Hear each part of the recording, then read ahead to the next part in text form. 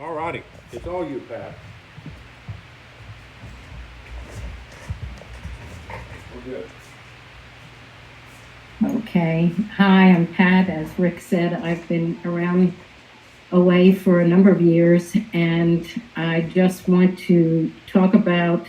Well, first, I want to pray because if anyone knows me, they know that it's going to be a miracle if I can summarize in 20 minutes what I've been through in OA. So that would be a miracle. So I'm going to pray, higher power, please guide everything I say and keep me on track. Thank you. The way I was, I spent most of my adult life morbidly obese. I thought I was going to die, probably of the morbid obesity and the sequela from it. And I was to the point of utter despair. 14 years ago, my son announced he was getting married. The first thought in my mind was, oh my gosh, I got to lose, 50, 60, 70 pounds before the wedding. I exercised vigorously. I dieted like crazy. I lost half of what I wanted to lose. I only lost about 25 pounds. So I was upset about that. So instead of being focused on their blossoming relationship, I was focused on myself and the fact that I didn't look the way I wanted to look. But I certainly, after all that work, was never, ever going to gain that weight back. 3 of my children in short order were hospitalized, and so of course no one would blame me for comforting myself with food during those scary times, and in short order I gained the weight back plus more. I was up to over 280 pounds at my highest, and I'm about 6'6". And like I said, I was utter despair. When I tried to diet, I would gain weight because my obsession with food was so bad that if I thought about food, in other words, thought about what I was putting in my mouth, I ate more and gained weight. So I got to the point where I just gave up. I thought if dieting causes me to gain weight, I'm just going to give up. And I lived in that awful despair situation. I still prayed to wake up thin, but that didn't happen. And then only by the grace of God, one day I discovered Overeaters Anonymous. Well, I started going, I wouldn't have told you it was 10 years ago, but I found some notes from 10 years ago where it says I actually was going. But I didn't like what I heard in the rooms. They talked about giving up sugar, and they talked about weighing everything and measuring everything and recording everything. And I thought, oh, this is just going to make me more obsessed with food. So I never did any step work. I went to meetings for almost 2 years, but didn't change the way I ate. And for some reason, didn't lose weight. So just going to meetings wasn't the answer. And then something happened that really turned me off to 12-step group. Somebody sort of attacked me verbally about it, and I left for a while. But I couldn't get off the email list. They kept sending me emails. So one day I read a lady's story that gave me such great hope. She described my situation, and she talked about the peace she was having and the weight she was losing, and that's what I was all about. I wanted to lose weight. And so I started actually going to a phone meeting that was very big book oriented, A Vision for You. And that was the first time I think I've really heard that food could do something different in my brain than it did in non-compulsive overeaters, that there was a reason that I needed to think about changing what I was eating. But I still was horrified at the thought that I would never eat sugar or chocolate or ice cream or pastries. I mean, I was horrified at that thought. So I kept pushing that out of my mind and didn't want to do that. So for some reason, I didn't lose any weight again because I wasn't ready. I was not willing to go the whole way. And then one day in a vision meeting, I heard them talking about the trigger in your brain and the brain chemistry difference when you eat sugar. And I said, well, I'm going to try this.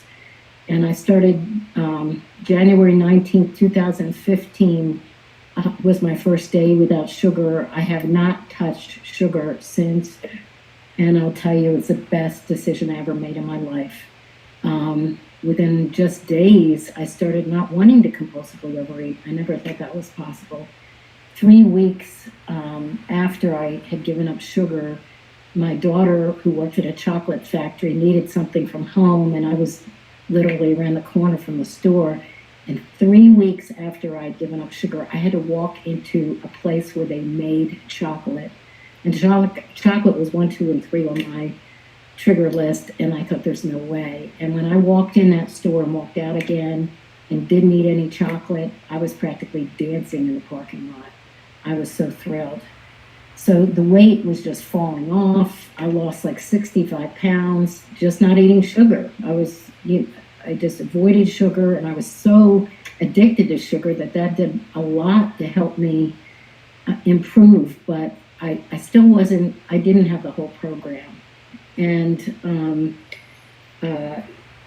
so one of the things I wanted to emphasize is not to give up. One of my biggest struggles was perfectionism and thinking I could never fail, that I had to do abstinence correctly every day, all day, couldn't make one mistake, and if I made a mistake, I just wanted to give up. And so I want to give hope to people out there, anybody out there that's maybe struggling or said, I've fallen too many times, that to keep trying, do not just get up one more time. Because my story is really one of keep trying, keep trusting your higher power. You cannot do it.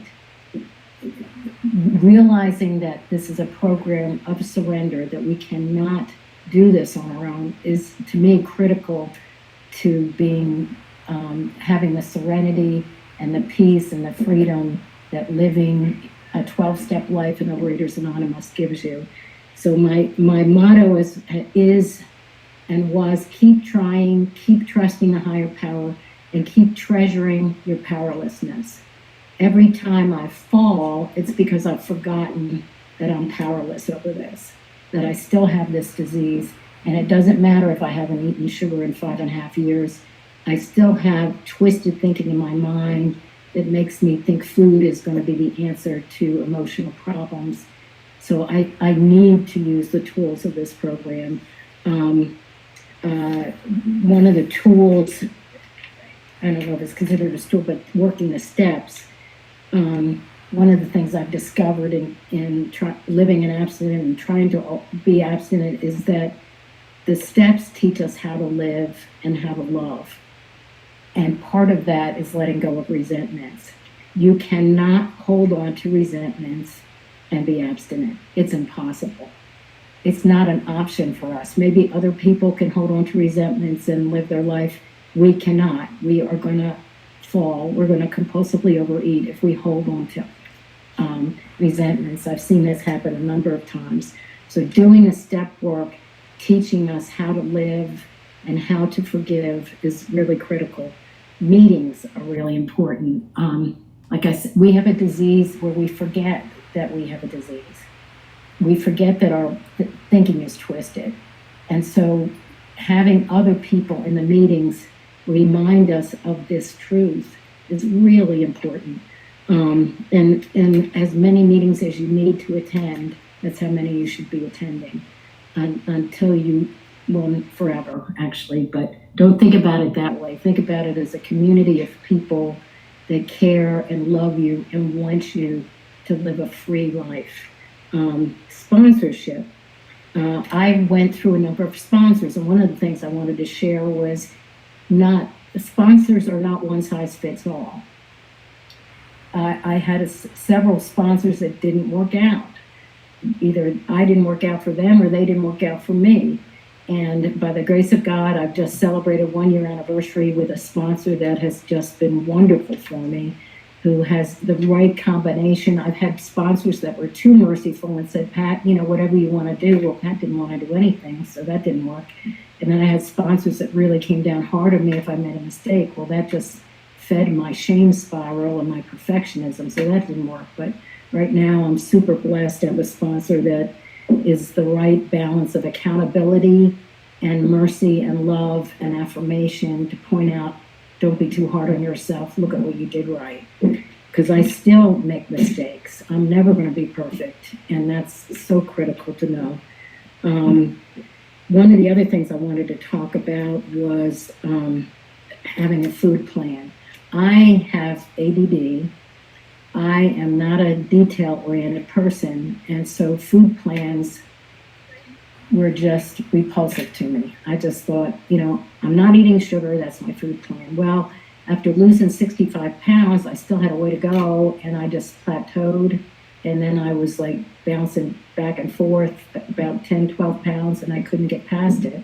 And then one day, this fellow traveler was my food sponsor at the time, talked to me about the fact that I didn't have a food plan, and had the absolute gall to suggest that after 4 years of working the program, I should have a food plan. And it was okay if I didn't. He actually suggested that I ask God for a food plan. And he said it was okay if I didn't get one, but he wanted me to share at the next meeting why I didn't have one. Well, that, of course, made me really mad. But the timing couldn't have been worse. I was sitting in a surgical cardiac suite waiting room while my husband, who was having chest pain, was having a cardiac stress test. And here this guy's texting me, telling me to get a food plan. I thought, so I start looking on my phone for a food plan, and I'm like, I can't, because of course it had to be a perfect food plan. And for me to be able to do it, and of course I had to do it perfectly, it had to be super easy because I wasn't a detailed person. I was a big picture person. So, but I got really ticked, and then I got mad, and then I was searching on my phone. I slammed my phone down and said, I can't do this. So anyway, I showed up to a step study meeting that afternoon. My husband was fine, passed with flying colors. And only one other person showed up, and the person said, well, I guess we'll just call this meeting, unless you want to talk about something. I said, well, actually, someone challenged me to find a food plan, and I really need something really easy. I can't have something really complicated. And she shared with me her food plan, which is what I've been using ever since, and that was more than a year ago. And that took me took me past that block. I lost the last 40 pounds to now I'm 120 pounds, and I'm actually at my ideal weight, which I never in a million years thought would happen. But so the main thing was that I got out of that little episode was I realized that my food sponsor had challenged me to ask God for a food plan. Pat couldn't find a food plan, but the higher power already had it planned that he was going to give me one that afternoon that was easy and that worked. And I'm grateful for the person that had the nerve and gumption to push me to finally get a food plan. My new sponsor that I've had for just over a year wanted me to report the food. Oh my gosh, that was one thing I thought I'd never do. Well, guess what? I wasn't real consistent about using my food plan when I didn't have to report it to anybody. I'm somebody that needs that accountability. So I found that I could just take a picture of this easy app. It's the WW app, but I don't do Weight Watchers or Wellness Works as they call it now. I do OA and just use their easy app for my food plan. And I take pictures of the screen and send it to my sponsor so it's easy and I can do it. And it does help me, and it really is the combination of being challenged to get one and having a sponsor that I report to push me through the last 40 pounds.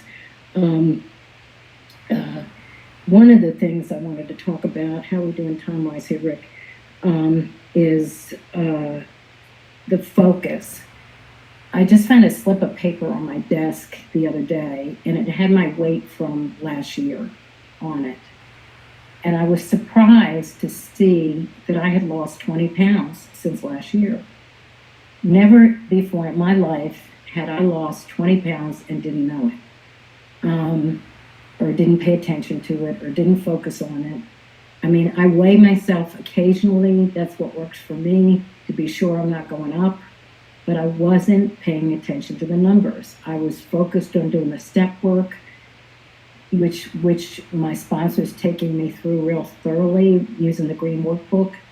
And I was focused on trying to get through today in an abstinent way. And I was not focused on the numbers on the scale. I was not focused on whether how much I had lost. And if you had told me that, even 6 years ago, I would have said I'd never get to that point. 5 minutes. Okay, and I'm getting toward the end. So the main thing I would say is definitely if you find that you're struggling doing this program, do not give up. I cannot tell you. The first time I read about OA was in 2010. I don't recommend waiting years to be willing to do what it takes, because I suffered during those years and the people around me suffered. Because this program is so much more than your weight, the medical consequences of you being overweight. It's so much more than that. The step work teaches us to be accountable for how we live and how we act, and it teaches us how to live and how to love. And I am a different person. I am a different person to my family and my friends because of having the serenity, the peace, the freedom. I'm not constantly beating myself up because I just ate half a cake or something. It's just a freedom and a peace that is unsurpassed, and it's something we can't do. So keep trying. Every time you fall, get up again, and it's okay to make mistakes. Keep trusting the higher power. The higher power loves us. The power we get from this program is the power of love, and you will experience that as you get to know the people in the rooms. And a quote I read recently was, God's power is the power of love, and love desires the freedom of the beloved. So God wants us free from these addictions. He wants us peaceful. He wants us able to live and to love and to be available for each other. And we need each other. We cannot make it without God, and we cannot make it without each other in this program. And so to summarize, keep trying, keep trusting, keep treasuring your brokenness.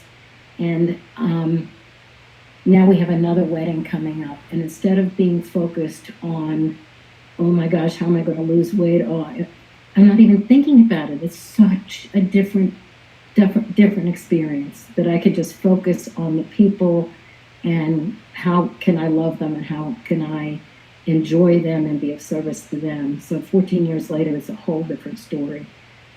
So thank you for giving me this opportunity to share, and I'll pass. And I can stay for a while, Rick. I've got to. Oh, I'm sorry, I took you out. Go back. What were you going to say?